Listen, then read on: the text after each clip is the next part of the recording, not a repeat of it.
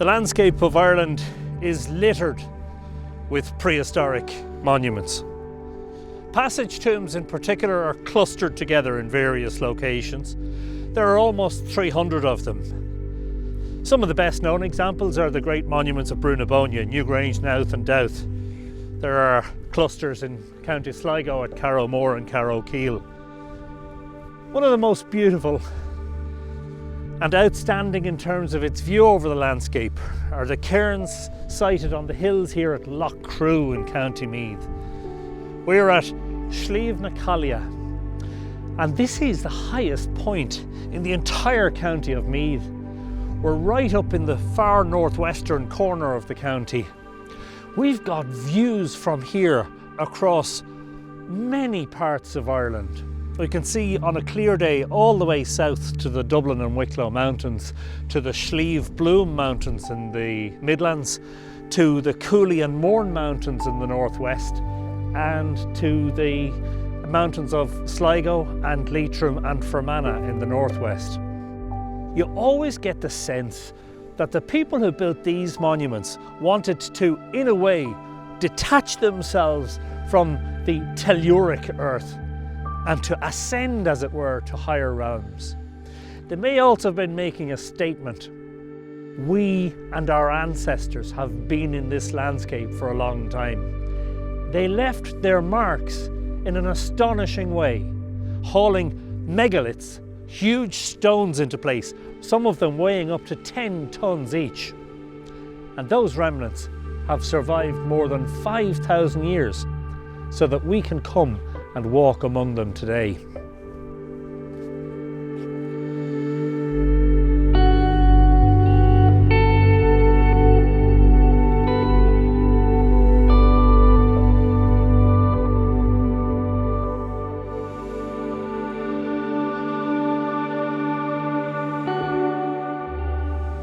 The story of Loughcrew, as it is recalled in the local folklore, is that the Cailleach, who was an ancient female deity, was jumping across the landscape from the westernmost hill to the easternmost. She was carrying a mysterious apron full of rocks. As she alighted on each of the peaks in turn, she would tip out some of those stones from her apron. They would fall on the ground and form the cairns. But when she reached the easternmost hill, tragedy struck. She alighted on Patrickstown, but slipped and fell, and the story says that she broke her neck and died. Tradition would have it that the Cailleach is buried in a cairn on the eastern slopes of Patrickstown Hill. The Hag's Chair here at Cairn T is the single most unique, remarkable curbstone of any Irish passage tomb. There's simply nothing else like it anywhere in Ireland. It's a huge block of stone. It's got a very flat face, but the distinctive characteristic of it is it's got a flat top and it looks like a chair. On its surface, there's more recent graffiti etched here in recent centuries, but there's also megalithic art. In the local imagination, people picture the Cailleach actually sitting on the chair, and a unique facet of it is that it points towards the north. It's like she sits here and watches over the dead, barren lands of the winter. Because one thing we do know about the Cailleach from the folklore is that she is considered to have cast her veil upon the landscape, making the vegetation die, making it icy and frosty as the winter comes on, before, of course, the new growth returns in the springtime.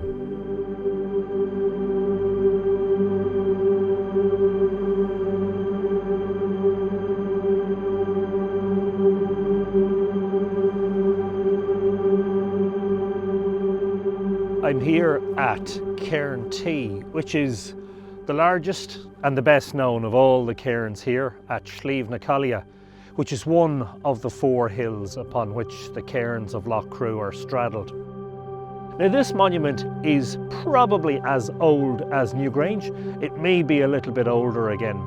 And one of the reasons that it's really well known is because up until 2018, just 6 years ago, This gate used to be opened twice a year so that members of the public could witness an extraordinary spectacle. This monument has a passage and chamber that faces towards the east to the place where the rising sun comes up out of the horizon on the spring and autumn equinoxes. And when that happens, the light shines down through the passage here into the chamber and dramatically strikes a stone in the very rear recess of the chamber, which is decorated with emblems, some of which look like they might be solar symbols.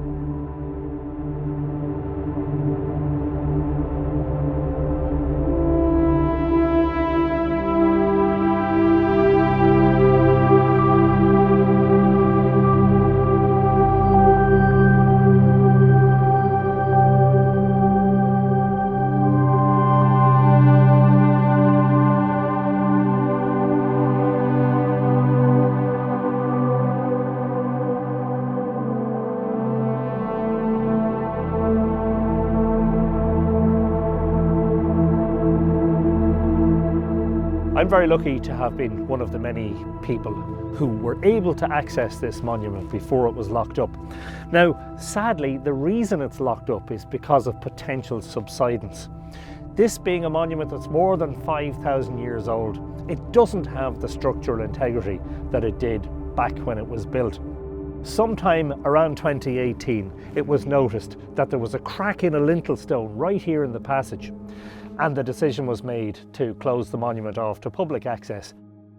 Now, during the lockdowns in the COVID pandemic, we had something that happened at various Irish monuments, which is a sad reflection on just a few individuals. Here at Loughcrew, a vandal or vandals came up and scratched their names or their initials into some of the stones of these ancient cairns using a piece of stone.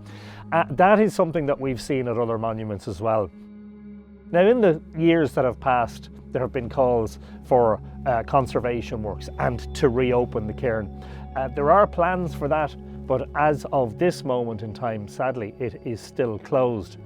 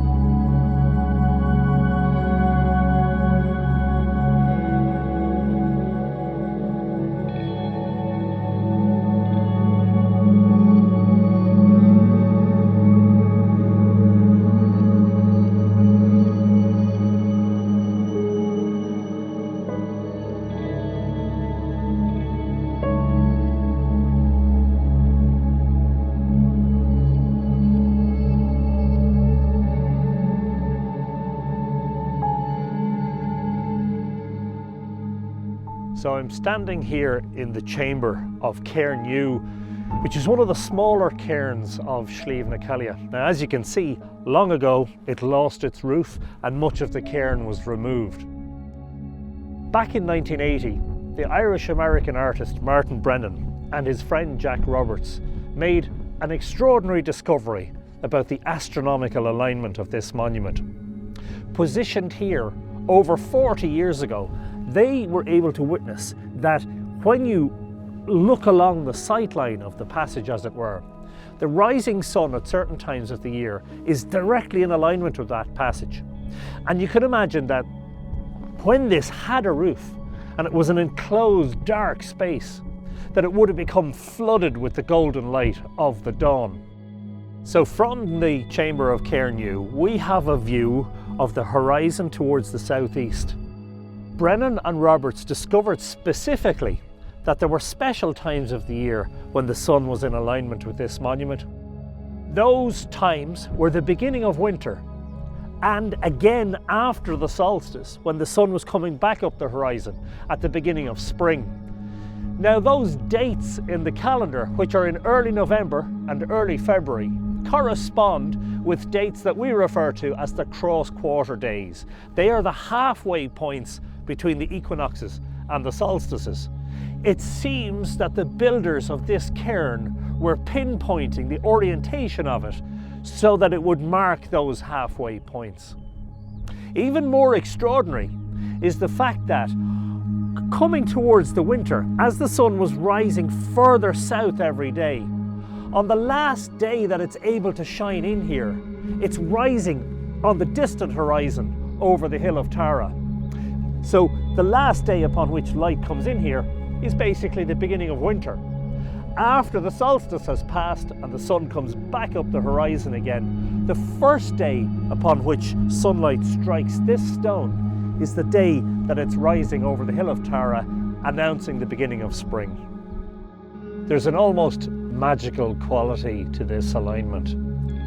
You can nearly sense, picture a Stone Age astronomer hunkered here in the depths of this monument, looking out through the narrow passage. And as I do so, if I lean my head slightly to my left, I can see on the far distance a little clump of trees that marks the top of the hill of Tara. And on Tara, as it happens, there is a Neolithic passage tomb, just like this one, with a passage pointing in the same direction as this one, which is quite extraordinary. It is a remarkable testament to the builders of this monument that the dying sun of winter would cast a beam just past me here onto the side of this stone, announcing the beginning of winter, and that the next time they saw that light was at the beginning of spring. It's also testament to the curiosity and the ingenuity of those researchers from the 1980s, Brennan and Roberts and their crew, that they rediscovered this prehistoric alignment.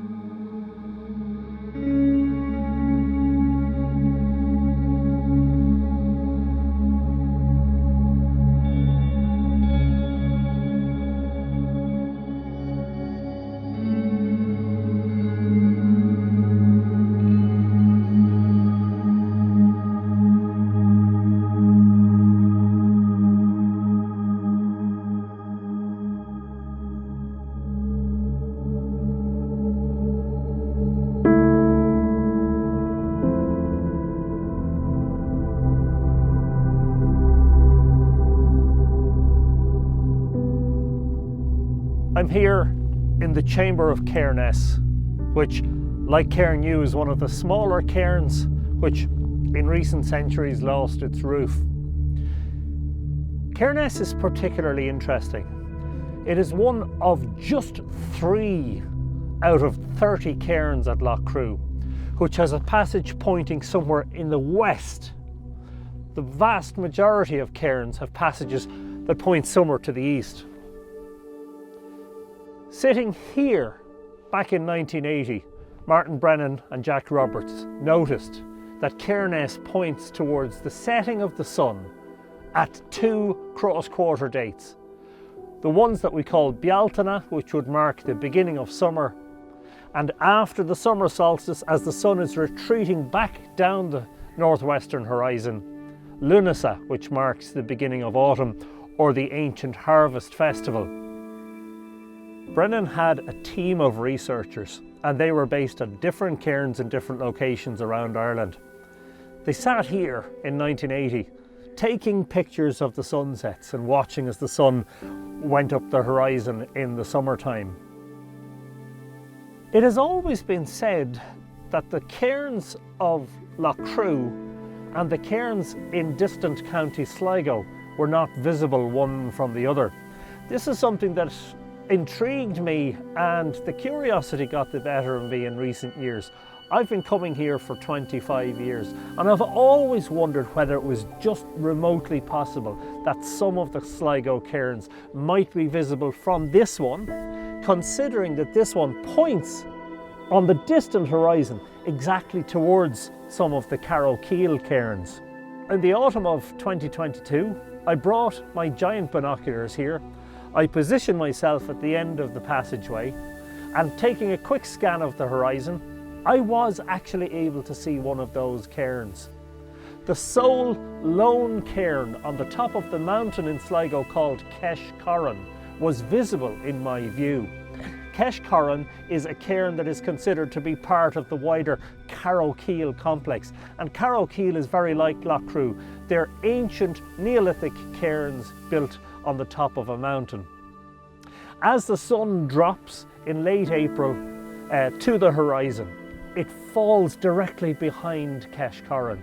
Now, I needed giant binoculars to see it. You could argue that it's not visible to the naked eye. But I often wondered about those long distance alignments, because there's many of them documented across Ireland between these Neolithic monuments.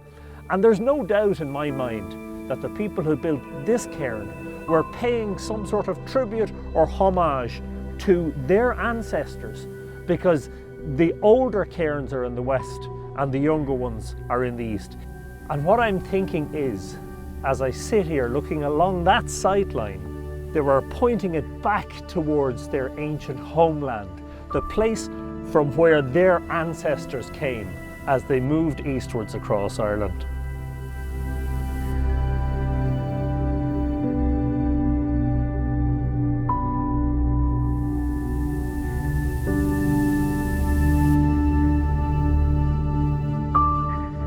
One of the sad aspects of the fact that some of the cairns at Loughcrew don't have a roof on them is that they're open to the elements. The effect of that on the megalithic art of Loughcrew can be seen in particular on stones like this in the passage of Cairn S. When we were inside Cairn T, we could see that a lot of the megalithic art was very well preserved because it's in an enclosed space. Here we see a cup hole and a ring around it, another one here, another cup hole with a ring around it, and rayed symbols emerging from it, which could be some sort of a solar symbol. But sadly, this is quite denuded. Long years and possibly even centuries of rainfall and wind and frost have sadly taken their toll on these carvings. When these were picked out over 5,000 years ago, they would have been pristine and very easy to see. Now they're worn and they're just a sad shadow of what they once were.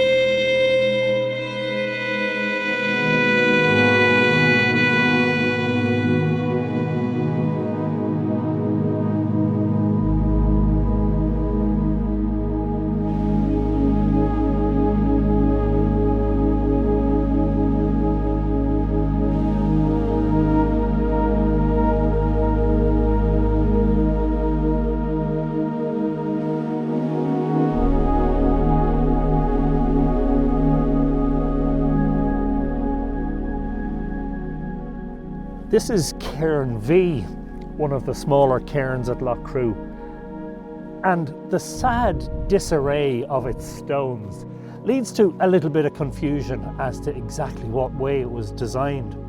However, in recent years, Ken Williams has proposed that that stone marks the rear of the monument or the rear of the chamber, and that we should be looking out along this passage, and that's the axis.